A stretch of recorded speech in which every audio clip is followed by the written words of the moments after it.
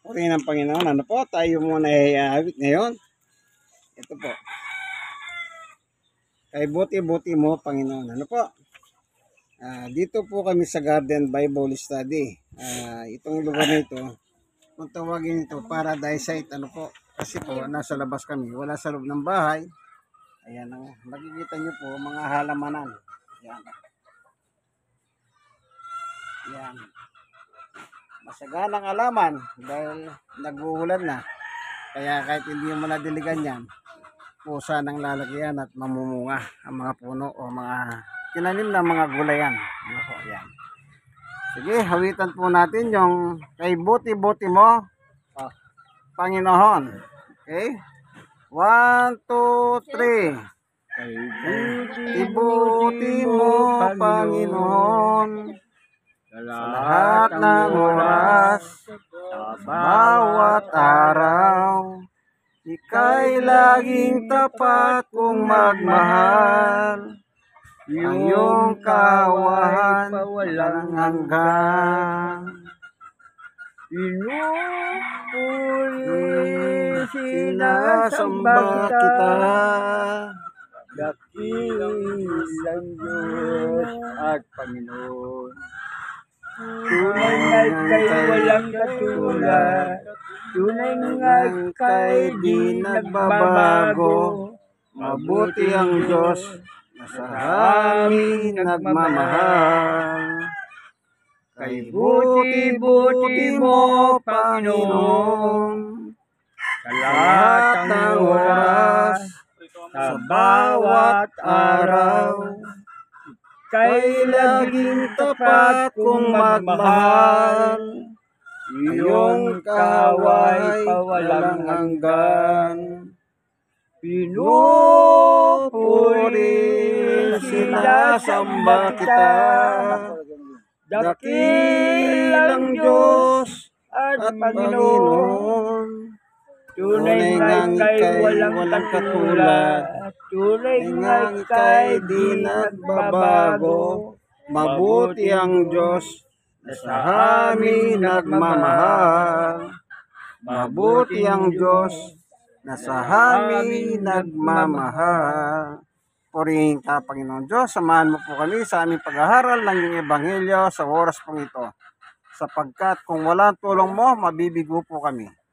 Buksan ang puso at isip ng bawat isa upang aming pong maunawaan ang iyong mensahe. Ang iyong salita ay pagkain ng aming kaluluwa gaya na sinabi ng aming Panginoong Yesus. Sa 1:63 ang sabi niya, ang aking salita ay espiritu at nagbibigay buhay. Ano po? Samahan kami sa ngalan ni Yesus. Amen. Okay?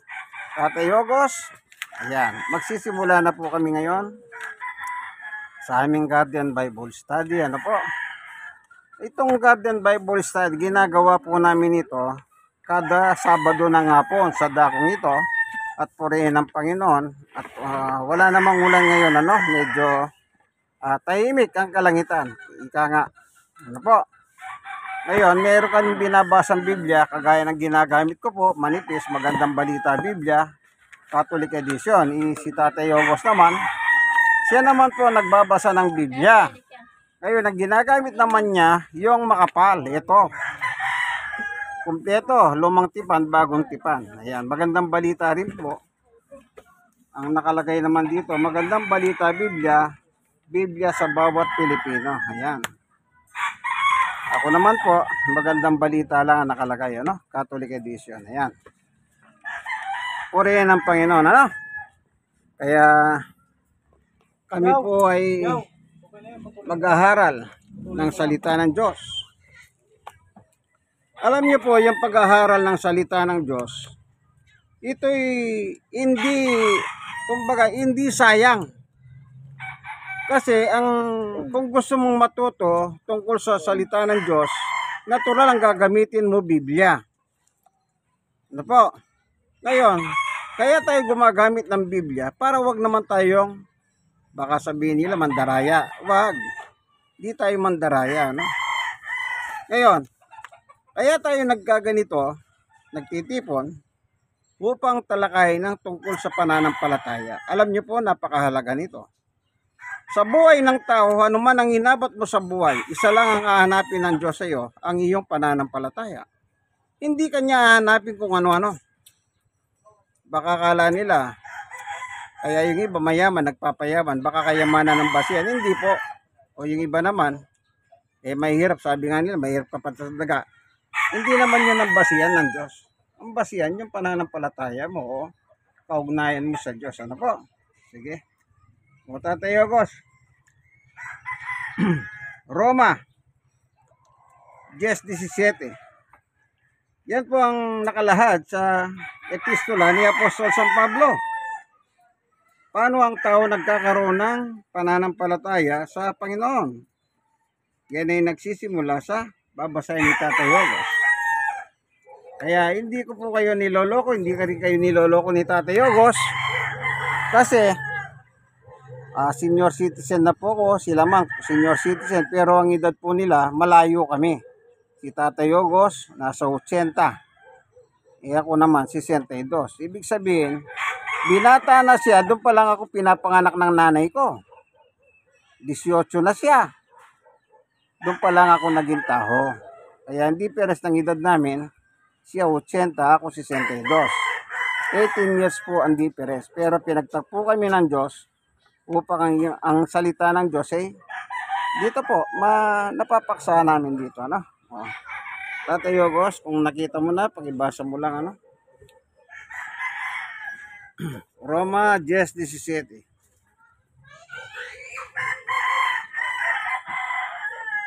Ayan ano. Dito natin makikita ang pananampalataya. Kung paano nagsisimula. Ayan, babasahin ko. Opo. Kaya ang pananampalataya ay bunga ng pagkikinig. At ang pagkikinig naman ay bunga ng pangangaral tungkol kay Jesus. Ayan, maliwanag. Amen. Ano ba kayo? Anong sabi ni Pablo?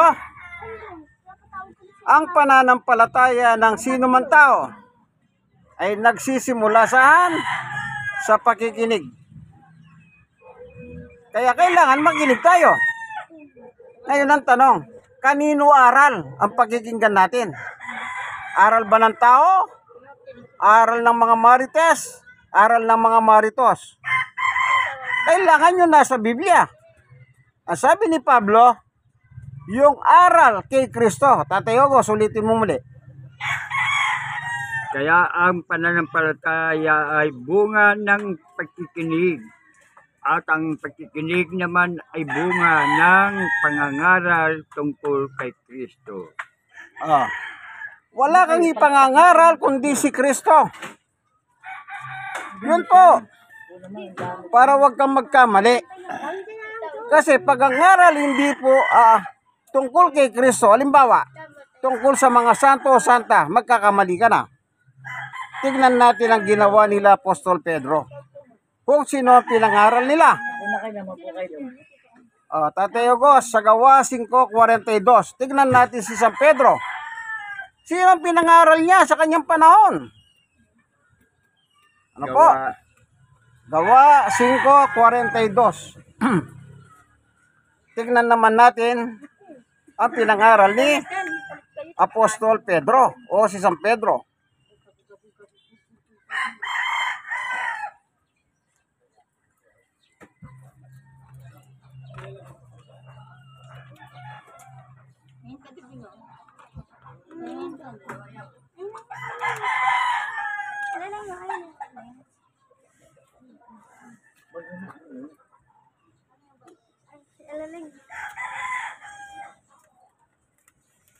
Ayan, hinahanap po ni Tatay Ogos sa kanyang Biblia, no?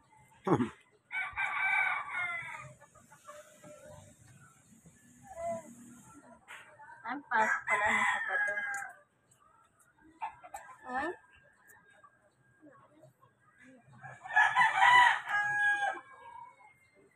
Yan, sa Gawa chapter 5 verse 42.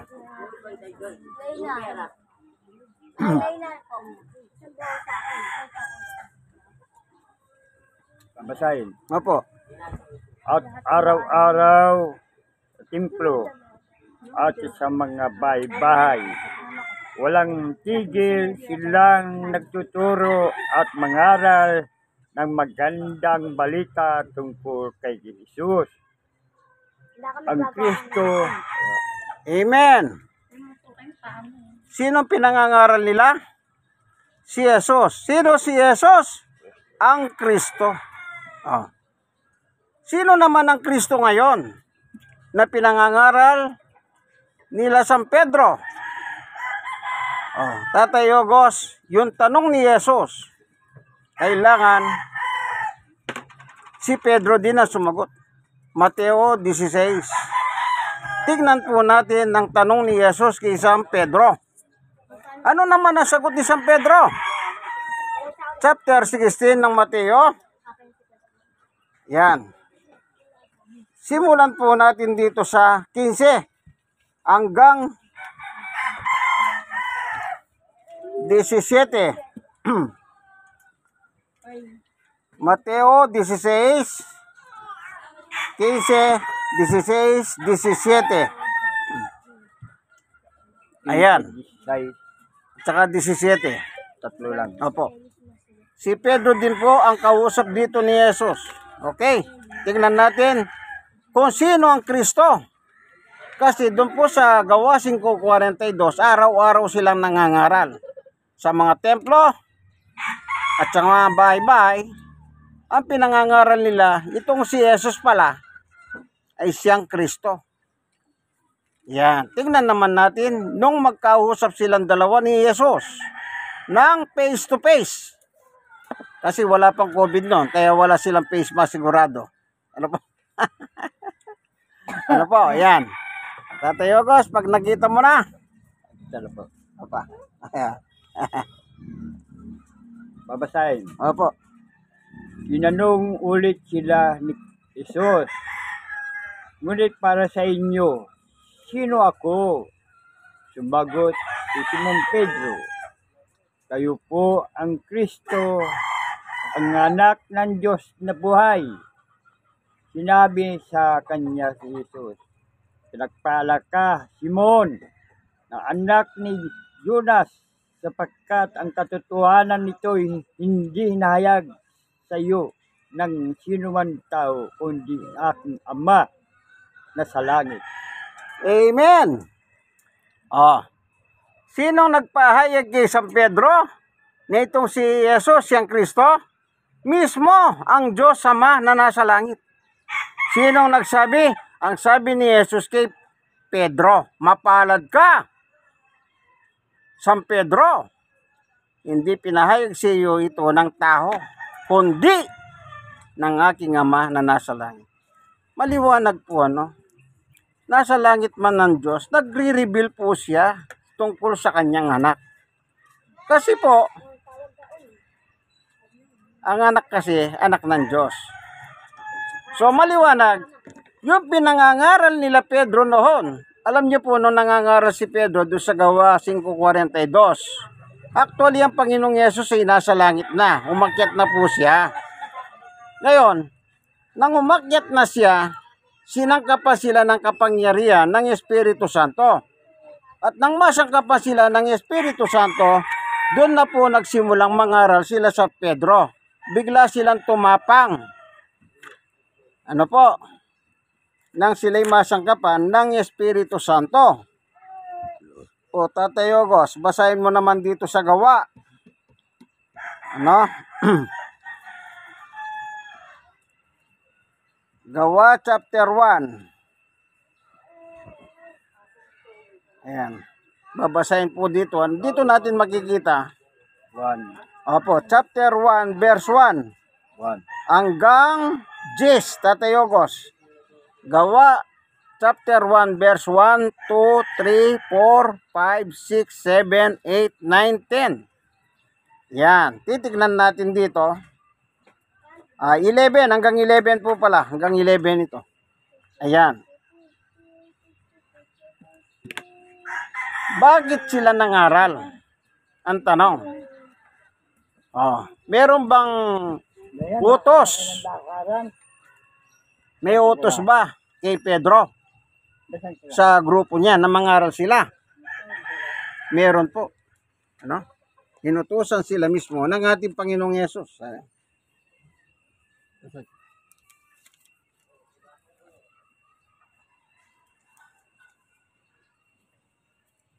Ayan, babasahin ni Tatay Ogos yung ebidensya.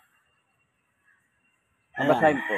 Opo. Mahal kong Chupilo, sa aking unang aklat ay sinalaysay ko na ang lahat ng ginawa at tinuturo ni Jesus buhat sa pasimula hanggang sa araw na siyang umakyat sa langit. Bago siya umakyat, sa pamagitan ng kapangyarihan ng Espiritu Santo ay nag-iwan siya ng mga bilin, ang kanyang mga apostol, ang kanyang hinirang. Sa loob ng 40 araw, pagkatapos ang kanyang pagkamatay, nagpakita siya sa kanila at sa pamagitan ng maraming katibayan ay pinatunayan niya siya'y buhay. Nagturo siya sa kanilang tungkol pagkahari ng Diyos. Samantala siya ay kasama pa nila, pinagbilinan sila ni Jesus. Huwag mo kayong alis sa Jerusalem. Sa halip, hintayin nyo roon ang pinangako na Ama na hindi ko na sa iyo. Si Juan ay nagbautismo sa tubig, ngunit hindi magtatagal at magbabautismuhan kayo sa Espiritu Santo ng pagkakatipon ni Jesus. Ang mga alagad, nagtanong sila kay Jesus, Panginoon, itinatatag na po ba namin muli ang karyan ng Israel? Sumagot si Jesus, ang mga panahon ng pagkakataon ay tinalaga ng Ama ang kanyang sariling kapangyarihan at hindi na kailangan pang malaman nyo kung kailan yun. Subalit, tatanggap kayo ng kapangyarihan pagbaba sa inyo ng Espiritu Santo at kayo magiging mga saksi ko sa Jerusalem, sa buong Juda at Samaria, at hanggang sa dulo ng daigdig. Pagkakasabi nito, Jesus ay inaakyat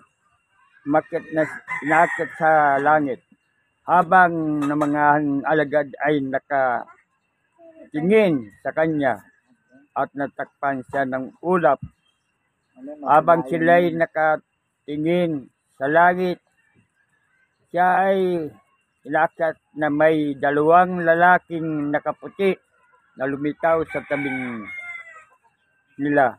Sabi nila, kayo mga Galilea, bakit kayo nakatayo rito at nakatingin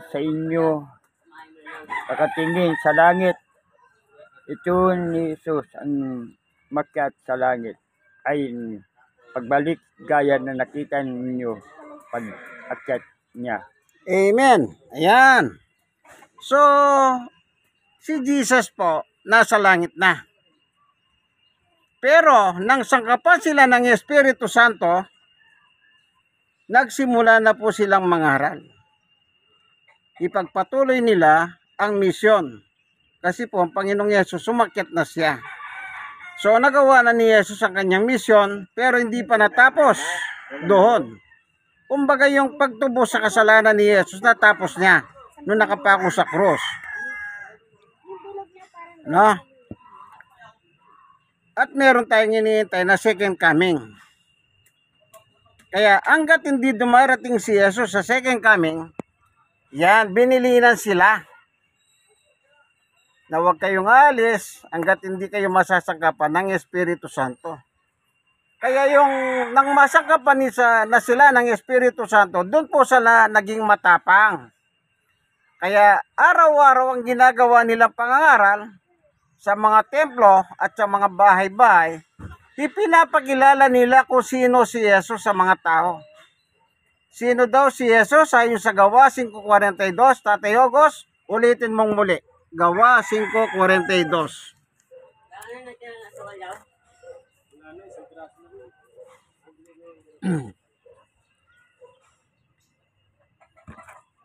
Diyan natin makikita ang salita ni San Pedro o Apostol Pedro. Babasahin. Opo.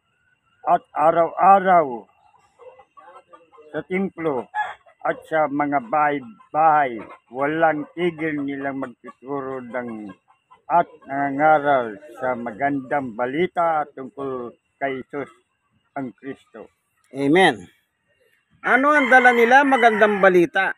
Anong magandang balita? Itong si Jesus pala na nangaral dito sa lupa, siya pala ang Kristo o ang tagapagligtas.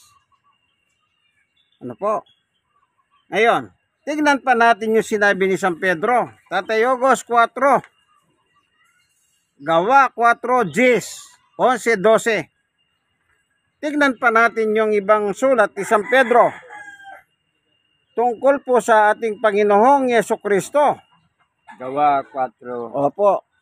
4, 10, 11, at saka 12. Ayan. Tignan natin ang Kristo.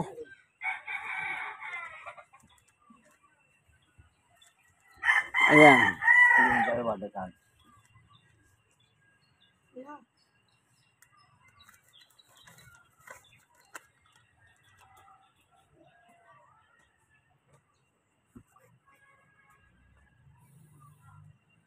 Mahalaga po yan. Ano, kumbaga, inimay-imay natin para magkaroon tayo ng tamang kaliwanagan. Ano po? Kasi hindi natin gustong malabuan. Kailangan maliwanag na maliwanag po. Kaya, bawat binabanggit natin, kailangan ayon sa kasulatan. Hindi po pwedeng ayon sa gusto natin o gusto ng kung sino-sino. Hindi. Kailangan ayon sa Biblia. Okay, Tatay Ogos, nakita mo na ba? Apo. Ayan. Nais kong malaman yung lahat at ang buong Israel na ang taong ito ay nakatayo sa inyong harapan at lubusan gumaling dahil sa kapangyarihan ng pangalan ni Jesus Kristo na taga Nazaret. Ang iyong pinako sa cross, ngunit muling binuhay ng Diyos. Si Jesus na ito, ang batong itinakwil niyo, mga tagapagtayo ng bahay, at siya naging batong panulukan. Sa kanya lamang matatagpuan ang kaligtasan sapagkat walang ibang pangalan ng buong daigdig na binigay sa Diyos mga tao upang tayo ay maligtas. Amen. Napakaliwanag, ano po? Napakaliwanag ng sinabi ni San Pedro. Sino si Jesus? Ang tagapagligtas. Yan ang ibig sabihin ng Kristo. Hindi po tao yan. Diyos yan, anak ng Diyos yan. Gaya na sinabi doon sa Mateo 6:17. Ikaw po ang anak ng Diyos na buhay, sabi ni Pedro. Kaya hindi po tao, kundi anak ng Diyos, si Jesus. Kung ang Diyos ay Diyos sa langit, naturalmente yung anak niya ay Diyos gaya ng kanyang ama. Di po ba? Kaya siya pong pinadala dito upang tubusin po tayo sa ating mga kasalanan. Kasi po lahat naman tayo ay nagkasala. Ano po? Lahat tayo nagkasala. Wala pong hindi nagkasala sa atin. Kaibigan, hindi mo pwede sabihin na ikaw ay walang kasalanan. Nangangailangan ka rin ng kaligtasan.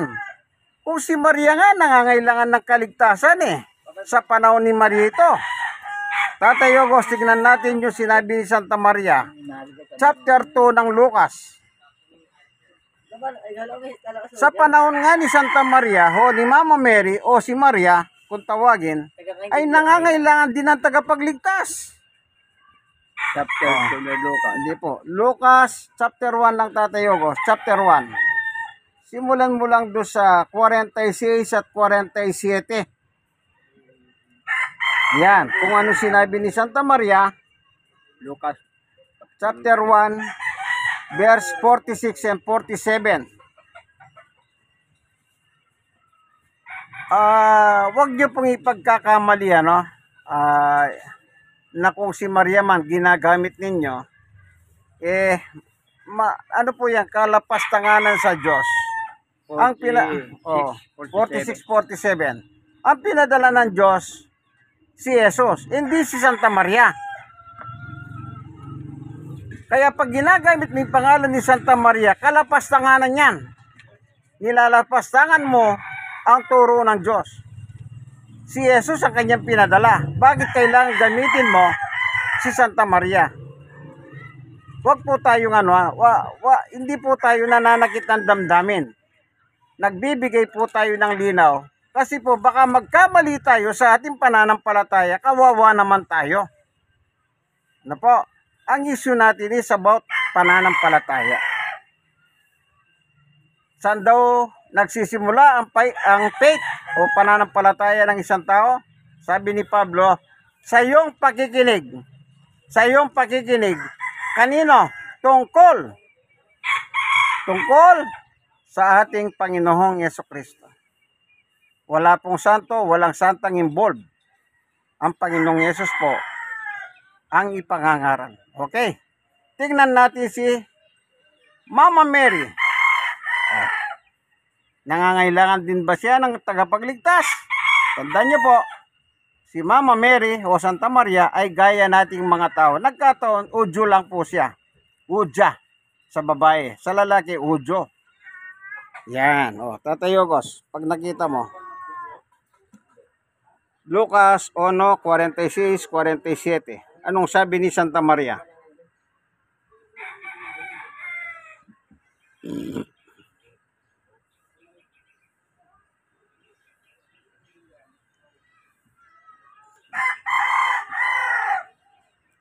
Ayan hinahanap po ni Tatay Yogos, Pero inyong mapapansin, ako nakasalamin ako. Bata pa ako sa kanya. Pero siya, 80, kabeberde niya lang.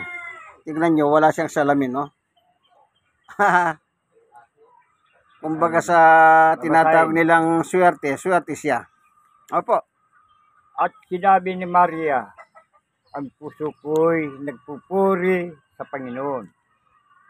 At ang aking espiritu nagagalak sa Diyos, ng aking tagapagligtas. Amen. Sapagkat nininggap niya akong kanyang abang alipin. Mula ngayon, ang lahat ng tao tatawagin akong pinagpala. Hanggang dyan na lang, Tatay Yogos. Ayan. Maliwanag po, Hanggang dyan na lang po. Si Mama Mary nangangailangan ng tagapagligtas. Kaya sabi niya, nagagalak. Nagagalak siya sa kanyang Diyos na tagapagligtas. Ibig sabihin, Alipin. kasi po tao siya. Kaya kabilang siya sa mga taong may kasalanan. Lahat tayo walang itsapera. Lahat ng tao may kasalanan. Kaya po binigay si Jesus para tubusin tayo. Tingnan pa natin naman yung si Pablo. Chapter 3, Tatay Yogos. Roma 3:10 sa chapter 3 verse 10.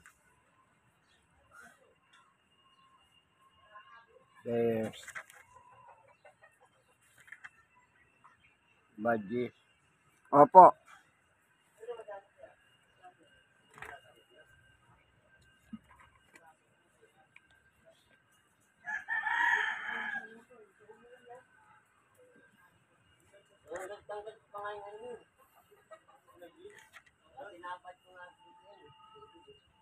Anong nakita ni Pablo? Roma chapter 10 ay chapter 3 verse 10. Ano po? Yung 10? Hindi, Roma 3, chapter 3. Ah, O verse 10. Ako ba sila? Maglakad ako bago magkaabot na kayo sa pagkain. wala. Kung kayo, pag kuya. Ano? Ano dito? Hindi yun. Tulad saan? Ah, doon. Dapat na. Una kayo ito. 3:10 po ng Roma.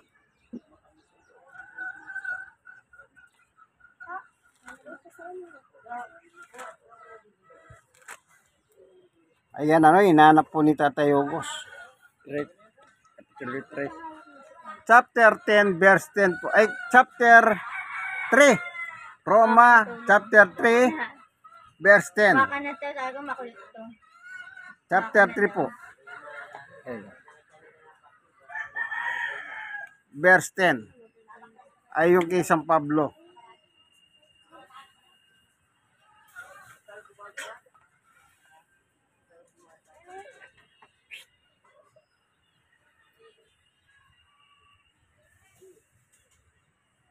Ay, babasahin. Opo.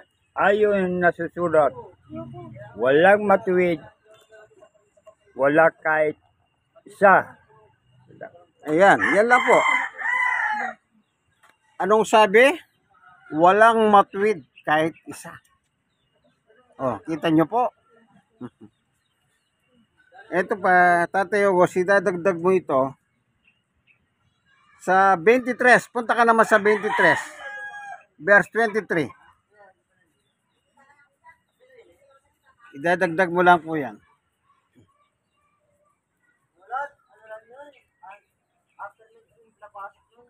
Sapagkat ang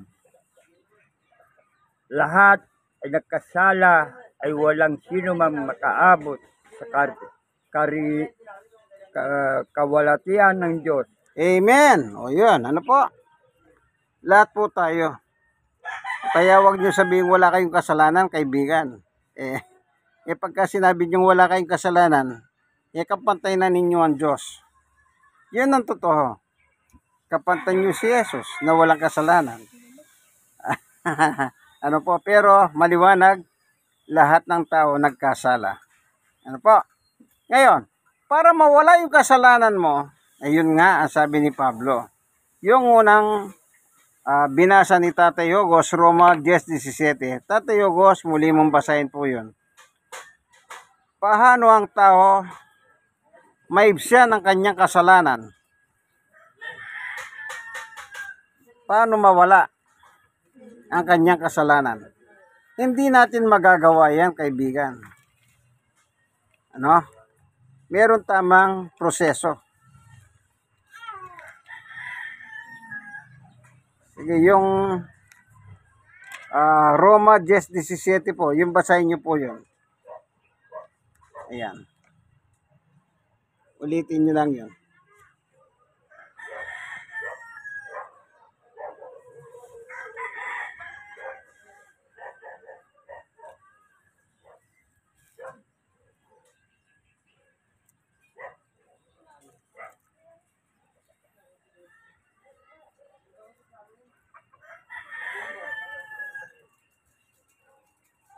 Tignan natin ang sinasabi ni San Pablo.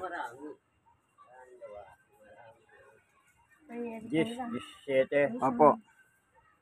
Kung pinutol ang ilang sanga ng punong olibo. Hindi po. Roma 10:17.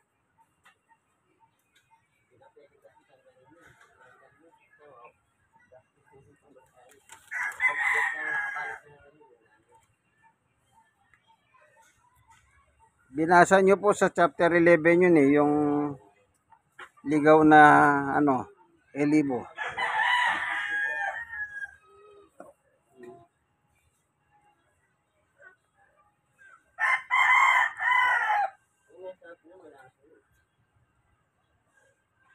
babasahin na.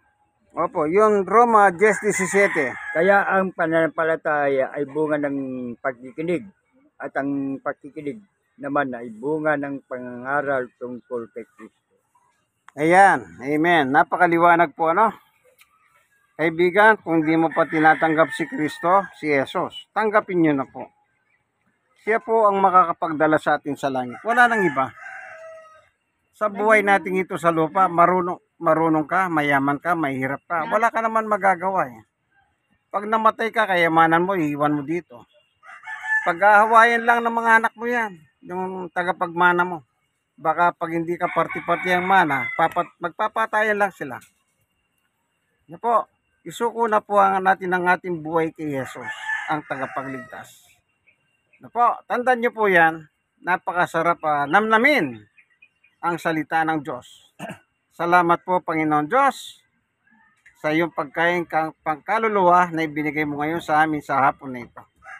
I-bless mo po ngayon ang bawat isa, mga bata, matanda, sino man nakakapakinig ng aming Bible study. I-bless mo po ang bawat isa, bigyan mo sila ng maayos na buhay, payapang tulog, naimbing na tulog. Ingatan mo po ang kanilang mga buhay, ang kanilang mga tahanan, ilayo sa pagkasira, wasak. At gisingin sila sa araw ng bukas, taglay ang panibagong buhay at lakas, nagmula sa iyo. Salamat po sa ngalan ni Jesus. Amen. God is good. All the time. Okay, all the time. Amen. Yan, awit naman po tayo. Diyos ay pag-ibig. Alam niyo yung awitan mo ng Diyos. Napakalaking bagay yan. Diyos ang awitan mo eh. Hindi po yan, hindi masama kahit sintunado ka pa. Ang pinag-uusapan, kaya sintunado ka, kaya hindi ka sintunado, pag inawitan mo ang Diyos ay nalulugod sa iyo. Ano po?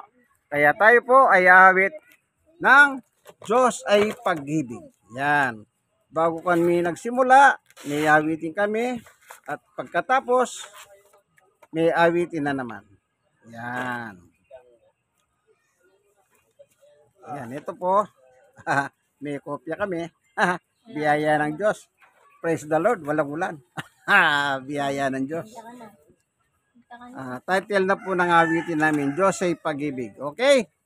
1, 2, 3. Pag-ibig siyang pumukaw sa ating puso, kaluluwa, ang siyang nagdulot sa ating buhay ng gintong aral at pag-asa. Pag-ibig ang siyang muklod natin, di mapapawi kailan pa man sa puso't diwa. Tayo isa lamang kahit na tayo magkawalay. Pagkat ang Diyos natin, Diyos ng pag-ibig, magmahalan tayo'y magtulungan. At kung kayo'y bigo, ay huwag limutin na may Diyos tayo nagmamahal. Sikapin sa ating pagsuyo, ating ikalat sa buong mundo, pag-ibig ni Jesus, ang siyang sumako sa bawat pusong uhaw sa pagsuyo. Pagkat ang Diyos natin, Diyos ng pag-ibig, magmahalan tayo'y magtulungan. At kung tayo'y bigo, ay huwag limutin na may Diyos tayo nagmamahal. Diyos ay pag-ibig. Salamat po, Panginoon Diyos, sa pagkakataon binigay mo sa amin. Pinusog mo ang aming kaluluwa. Salamat po. Bless mo po ngayon ang bawat isa, Panginoon Diyos. Kung dumadating man po ang iba't ibang mga suliranin o problema, ano man ito, Ito po ang aming Diyos na nagpapagaling. Salamat po sa ngalan ng Panginoong Yesus. Amen. Kaibigan, ito na naman po inyong kaibigan, Jesus, Brother Manny Bautista. Minsan pa, like nyo nang i-like ang aking video. Then mag-share kayo ng mag-share. Kayo mga na-sharean naman, mag-share kayo. Kasi po biblical teaching ang turo dito. Walang panluloko, walang labis, walang kulang. Ano po? Ito po ang inyong kaibigan kay Jesus, Brother Manny Bautista. Nasa programa tayo, Garden Bible Study. Bye-bye!